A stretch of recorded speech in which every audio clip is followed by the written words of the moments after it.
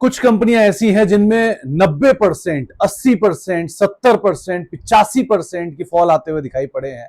और इस तरह के बड़े फॉल के बाद अब आपको करना क्या है, इस तरह की तेज बिकवाली के बाद क्या सिचुएशंस हैं। हर बार की तरह कुछ आंकड़े ही रखूंगा आपके सामने, फैसला ऑब्वियसली आप ही को लेना होगा।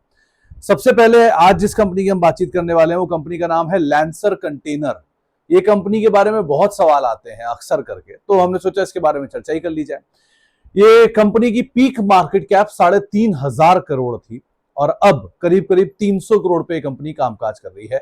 यानी कि 90-92% के आसपास की मार्केट कैप इस कंपनी की वाइप आउट हो चुकी है।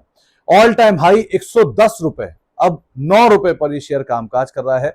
बुक वैल्यू 20 रुपए है और उसके नीचे ये शेयर ट्रेड कर रहा है। तो सबको लगता है कि अब ये वैल्यू बन गया है क्योंकि बुक वैल्यू के नीचे कामकाज कर रहा है, इसलिए इसको लाना, इसको शामिल करना जरूरी था। पहले दरअसल ये शेयर नीचे आया क्यों, कुछ आंकड़े आपके सामने।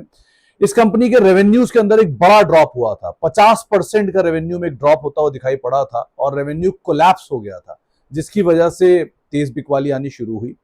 प्रॉफिटेबिलिटी कंपनी की मुनाफे से घाटे में जाते हुए दिखाई पड़ी। मार्च 2025 में कंपनी 32 करोड़ का एक घाटा देकर गई, जो इससे पहले 16 करोड़ के आसपास का मुनाफा था। सो प्रॉफिटेबिलिटी में एक बड़ा डेंट लगता हुआ दिखाई पड़ा। इसका मतलब पूरा बिजनेस मॉडल ही कंपनी का दिक्कत में आ गया, रेवेन्यू में ड्रॉप, प्रॉफिट में ड्रॉप। इसके अलावा मार्जिन में एक हेवी श्रिंक, 10% के मार्जिन घट के 5% के आसपास आ गए क्योंकि लॉजिस्टिक कॉस्ट बढ़ गई, फ्रेट रेट घट गए, वो कंपनी की वजह से देखने को मिला।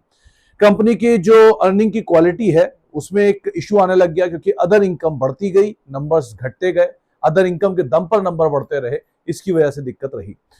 धीरे धीरे कंपनी में इंस्टीट्यूशनल इन्वेस्टर्स ने भी एग्जिट किया, करीब करीब 2 से 3% के आसपास आ गई और ज्यादातर शेयर होल्डर रिटेल बढ़ते चले गए, इंस्टीट्यूशंस घटते चले गए। ये एक और बड़ा कंसर्न रहा।